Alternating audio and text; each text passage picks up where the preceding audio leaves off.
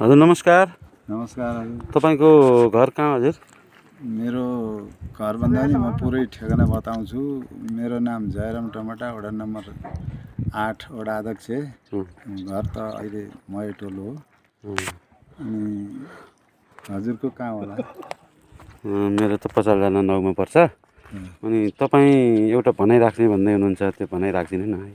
मैले भने के राखौँ, म वृद्ध अवस्थाको मान्छे होइन, वडा अध्यक्ष भइयो तपाईँ। मैले अहिले पुरानो कोटेसन भन्न गइरहेको छु। एउटा के छ भने हामीहरूमा म 4 वटा सेन्टरमा क्वेसन भन्न गएको छु। अनि ठकुरी गएर स्वर हुँदैन, छेत्री गएर चोर हुँदैन, बामनाती धर्म छैन, दलित शर्म छैन।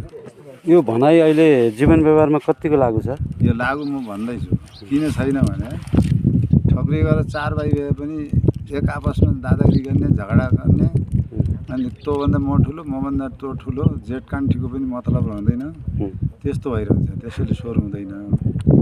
अनि छेत्री गएर चोर हुँदैन किनभने तराईको ठाडो जाति र पहाडको छेत्री जाति 1 इन्ची बाँझो जग्गा पनि देख्दैन। उनले खेती लागेकै हुन्छ। उनीले सबै थरीलाई पाल्ने उनको उद्देश्य हुन्छ। त्यसैले चोर्न अरूलाई नदिए पनि आफू चोर्दैन, खान लाउन पुग्छ। अनि बामनाती धर्म छैन किनभने बामन एकदम पत्ते पुइनेको हुन्छ, भात भान्सा बसेको हुन्छ। म टुप्पीवालाले भात खुवाउने मान्छे भन्छ।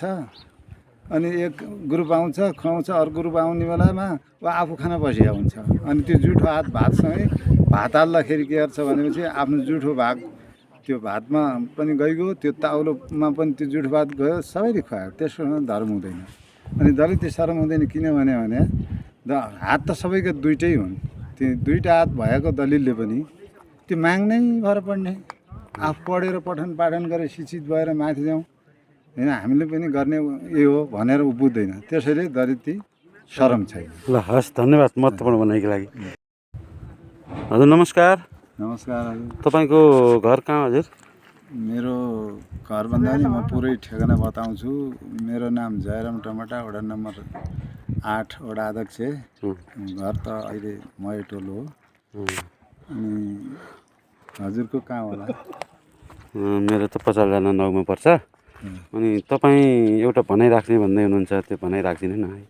मैले भने के राखौँ, म वृद्ध अवस्थाको मान्छे होइन, वडा अध्यक्ष भइयो तपाईँ। मैले अहिले पुरानो कोटेसन भन्न गइरहेको छु। एउटा के छ भने हामीहरूमा म 4 वटा सेन्टरमा क्वेसन भन्न गएको छु। अनि ठकुरी